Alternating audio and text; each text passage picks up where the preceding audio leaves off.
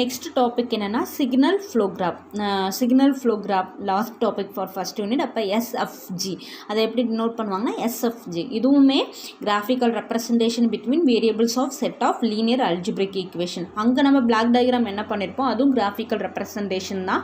But என்ன பண்ணுவோம், ஒவ்வொரு சிஸ்டமோட ஃபங்க்ஷனையும் நம்ம வந்து ரிடியூஸ் பண்ணி ட்ரான்ஸ்ஃபர் ஃபங்க்ஷன் கண்டுபிடிப்போம். இங்கே linear set of equations algebraic equation வச்சு transfer function that means CFS divided by RFS find out பண்ணுறது தான் சிக்னல் ஃப்ளோ கிராஃப். ரெண்டு block diagram and signal flow graph ரெண்டு மூலியமாகவுமே நம்ம என்ன தான் ஃபைண்ட் அவுட் பண்ணுவோம், சிஎஃப்எஸ் டிவைடட் பை ஆர்எஃப்எஸ் தான் நம்ம கண்டுபிடிப்போம். ஓகேங்களா. இப்போ ஃபஸ்ட்டு அங்கே பிளாக்ஸ் என்னென்ன பார்த்தோம், பிளாக் டயக்ராமில் block, branch point, summing point. அதே மாதிரி இங்கேயும் டேர்ம்ஸ் இருக்குது. என்னென்னா ஒரு 5 டேர்ம்ஸ் இருக்குது. Forward path gain, individual loop gain and non touching லூப்புன்னு சொல்லிட்டு ஒரு 5 பார்ட்ஸ் இருக்குது. அது என்னென்னு நான் ஒன்று எக்ஸ்பிளைன் பண்ணுறேன். Forward path gain, individual loop gain and non touching loops. ஓகேங்களா. ஃபர்ஸ்ட் ஒன் ஃபார்வர்ட் பார்ட்னா என்னென்னா இன்புட்டுங்கிறது நம்மளுக்கு கண்ட்ரோல் சிஸ்டமில் ஆர், அவுட்புட்டுங்கிறது சி.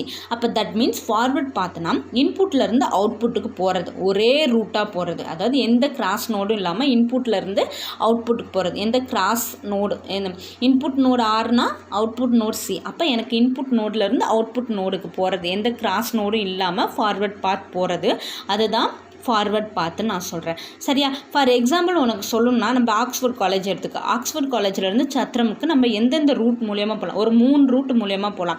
ஆக்ஸ்ஃபோர்ட்லேருந்து பாலக்கரை மார்க்கெட் வழியாக சத்திரம் போகலாம், அப்படி இல்லைனா தில்லைநகர் வழியாக சத்திரம் போகலாம், அப்படி உறையூர் வழியாக போகலாம். அப்போ எவ்வளோ ஃபார்வர்ட் பாத் வேணாலும் இருக்கலாம். அந்த ரூட்டில் எந்த கிராஸ் கனெக்ஷனும் கிராஸ் நோடும் இருக்கக்கூடாது, கிராஸ் டாக் எதுவுமே இருக்கக்கூடாது. அதுதான் ஃபார்வர்ட் பாத். ஓகேங்களா.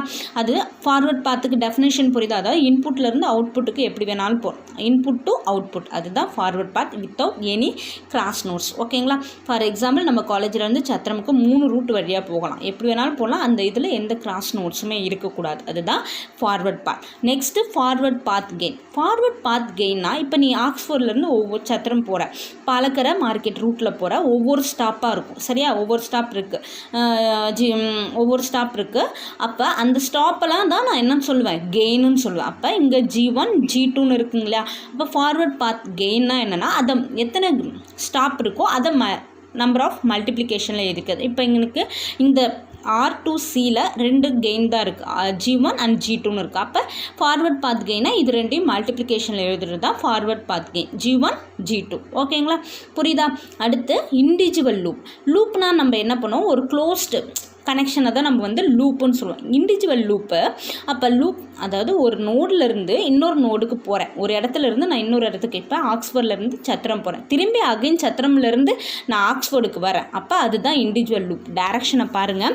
இங்கே 1லேருந்து இது OECன்னு வச்சுக்க, இது சத்திரம்னு வச்சுக்க. அப்போ இங்கேருந்து நான் போகிறேன், இந்த டைரக்ஷனில் போகிறேன், திரும்பி அகைன் நான் சத்திரம்லேருந்து ஆக்ஸ்ஃபோர்ட் வரேன். அப்போ இந்த டைரக்ஷன். அப்போ ஸ்டார்ட் பண்ண இடத்துக்கே நான் திரும்பி வரேன், அதாவது ஸ்டார்ட் பண்ண இடத்துக்கே திரும்பி நான் அகைன் வரேன்னா அதுதான் இண்டிவிஜுவல் லூப். ஆனால் ஃபார்வர்ட் பார்த்து பாருங்கள், அப்படி டைரெக்டாக போயிட்டே தான் இருக்கும். டைரக்ஷனை பாருங்கள், போய்கிட்டே தான் இருக்கும், திரும்பி மடங்கி வராது. அதுதான் அந்த வித்தவுட் எனி கிராஸ் நோட்ஸை தான் நான் வந்து இல்லாமல் இருக்கிறது தான் ஃபார்வர்ட் பாத். அப்போ இண்டிவிஜுவல் லூப்பில் என்ன, நான் ஆரம்பித்த இடத்துக்கே நான் திரும்பி அகைன் வர்றது இண்டிவிஜுவல் லூப். ஃபார் எக்ஸாம்பிள் அதுதான் ஒரு லூப் க்ளோஸ் லூப்பில் வந்துச்சுன்னா அதுதான் individual loop.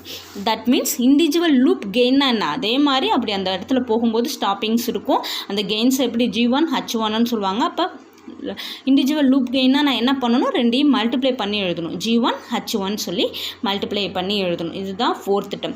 And 5th term என்னென்னா நான் டச்சிங் லூப்ஸ்னால் இப்போ என்னென்னா do not have common nodes. அதாவது நான் 2 லூப் எடுத்துக்கிறேன்னா 2 லூப் எனக்கு இருக்குது, 2 லூப்லேயும் இதேமாரி நம்பர்ஸ் இருக்குது, 1 2ன்னு இருக்குது, இங்கே 2 3ன்னு இருக்குது. அப்போ இந்த 2 லூப்பையும் பாருங்கள், இதில் என்ன காமனாக மோட் இருக்குது, 2 இங்கேயும் 2 இருக்குது, இங்கேயும் 2 இருக்குது. அப்போ இது வந்து டச்சிங் லூப்ஸ். ஓகேங்களா. நான் டச்சிங் லூப்ஸ்னால் do not have common nodes, எந்த காமன் மோடும் இருக்கக்கூடாது.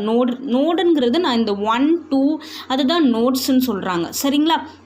அப்போ இந்த 2 லூப்பையும் கம்பேர் பண்ணுங்கள். கம்பேர் பண்ணால் என்ன வருது, இங்கேயும் 2 இருக்குது, இங்கேயும் 2 இருக்குது. அப்போ இது நான் டச்சிங் கேட்டகரியில் வராது, தட் இஸ் டச்சிங் லூப்ஸ்.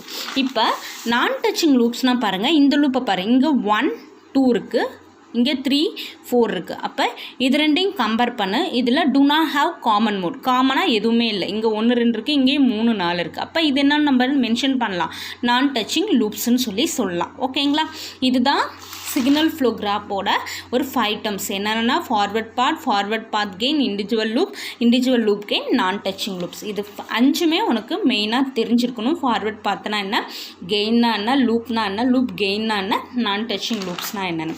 இப்போ மெயினாக இந்த ப்ராப்ளம் போடுறதுக்கு எனக்கு ஒரு ஃபார்முலா வேணும். அது என்னென்னா Mason's gain formula. That is a importance 2 mark for Anna University questions. அப்போ Mason's gain formula T = 1/del summation 1 into K pk and del n. இதுதான் மார்சன்ஸ் கெயின் ஃபார்முலா. அப்போ இதில் டீங்கிறது ட்ரான்ஸ்ஃபர் ஃபங்க்ஷன், கேங்கிறது நம்பர் ஆஃப் ஃபார்வர்ட் பாத். இந்த ஃபார்வர்ட் பாத்துங்கிறது நம்ம என்ன பண்ணுவோம், அங்கே கண்டுபிடிப்போம் இல்லையா, டேர்ம்ஸில் ஃபஸ்ட்டு பார்த்தோம் இல்லை ஃபார்வர்ட் பாத், அதுதான் நம்பர் ஆஃப் ஃபார்வர்ட் பாத் எத்தனைன்னு. பிகேனா forward path gain. Forward path எத்தனை இருக்குதுன்னு கண்டுபிடிச்சா தான் நம்ம வந்து ஃபார்வர்ட் பாத் கெயின் என்னன்னு கண்டுபிடிக்க முடியும். சரிங்களா, அப்போ கே பிகேலாம், இந்த கே பிகேலாம் நம்மளுக்கு தெரிஞ்சிருச்சு. நெக்ஸ்ட்டு டெல் வேணும் இல்லையா. அப்போ டெல்லுக்கு ஃபார்முலா என்னென்னா 1 - sum of individual loop gain plus sum of gain product of 2 non touching loops minus sum of 3 non touching loops. இதுதான் மார்சன் கெயின் ஃபார்முலா. என்னென்னா formula T = 1/del summation 1 to K pk and del n. இதில் டீங்கிறது transfer function and கேங்கிறது number of forward path and பிகேங்கிறது forward path gain. அப்போ del வேணும் இல்லையா. Del = 1 - sum of individual loop gain plus sum of gain product of all possible 2 non touching loops minus sum of 3 non touching loops. ஓகேங்களா, இப்போ இந்த some போடுறதுக்கான procedure பாருங்கள். Step 1, அதாவது சிக்னல் ஃப்ளோ கிராஃப்லேருந்து நான் ட்ரான்ஸ்ஃபர் ஃபங்க்ஷன் கண்டுபிடிக்கிறதுக்கான procedure. Step 1, find number of forward path and forward path gain. சம்மில் ஃபஸ்ட்டு எனக்கு எத்தனை ஃபார்வர்ட் பாத் இருக்குது, அந்த ஃபார்வர்ட் பாத்துக்கு கெயின் கண்டுபிடிக்கிறது தான் ஃபஸ்ட்டு ஸ்டெப். அடுத்து செகண்ட் வந்து find the individual loop gain. அப்போ எத்தனை லூப் இருக்குதுன்னு கண்டுபிடிச்சா தான் நான் லூப் கெயின் கண்டுபிடிக்க முடியும். அப்போ எத்தனை லூப்ஸ் இருக்குதுன்னு ஃபைண்ட் அவுட் பண்ணுறது செகண்ட் ஸ்டெப். சரிங்களா, அப்போ third one gain product of 2 non touching loops. அதாவது நான் டச்சிங்காக அந்த லூப்பில் நம்ம செகண்ட் ஸ்டெப் கண்டுபிடிச்சா தான் தேர்ட் ஸ்டெப் கண்டுபிடிக்க முடியும். அந்த செகண்ட் ஸ்டெப்பில் எத்தனை லூப்ஸ், இப்போ ஒரு 3 லூப்ஸ் இருக்குன்னா அந்த 3 லூப்ஸையும் ஒன்னோட கம்பேர் பண்ணி எது நான் டச்சிங் லூப்ஸ்ன்னு கண்டுபிடிச்சி அதுக்கு நம்ம கெயின் கண்டுபிடிக்கணும். இதுதான் third step. Next fourth step என்னென்னா calculation of del and del K. Del and del K கண்டுபிடிச்சா தான் நம்ம மார்சன் கெயின் ஃபார்முலாவில் 5th ஒன் சப்ஸ்டிட் பண்ண முடியும்.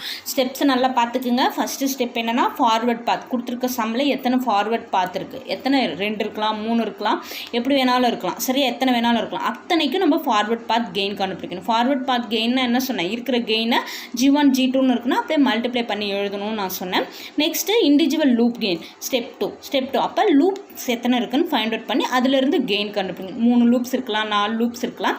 லூப்ஸ்னால் என்ன சொன்னேன், ஒரு இடத்துல இருந்து இன்னொரு இடத்துக்கு போயிட்டு அதே இடத்துக்கு ரிட்டர்ன் வருது. சரிங்களா, அதுதான் லூப். அதே ஃபார்வர்ட் பாத்னா என்ன சொன்னால் ஒரு இடத்துல இருந்து ஒரு இடத்துக்கு போகிறது மட்டும்தான், திரும்பி அகைன் அந்த இடத்துக்கு வர்றது கிடையாது. அதுதான் ஃபார்வர்ட் பாத். ஒரு இடத்துல இருந்து இன்னொரு இடத்துக்கு போகிறது ஃபார்வர்ட் பாத். அந்த இடத்துல இருந்து திரும்பி ஸ்டார்ட் பண்ண இடத்துக்கே வந்தால் அதுதான் லூப். ஓகேங்களா, தேர்ட் ஸ்டெப் என்னென்னா gain product of 2 non touching loops. அப்போ லூப்ஸ் கண்டுபிடிச்சா தான் நான் டச்சிங் லூப்ஸ் கண்டுபிடிக்க முடியும். எத்தனை லூப்ஸ் இருக்கோ அது ஒன்றோட ஒன்றா கம்பேர் பண்ணி எது நான் டச்சிங்காக இருக்குது அப்படின்னு சொல்லி பார்க்கணும். Step 4 del and del K கண்டுபிடிக்கணும். அது கண்டுபிடிச்சா தான் 5th ஸ்டெப் மார்சன்ஸ் கெயின் ஃபார்முலாவில் நம்ம கண்டுபிடிக்க முடியும்.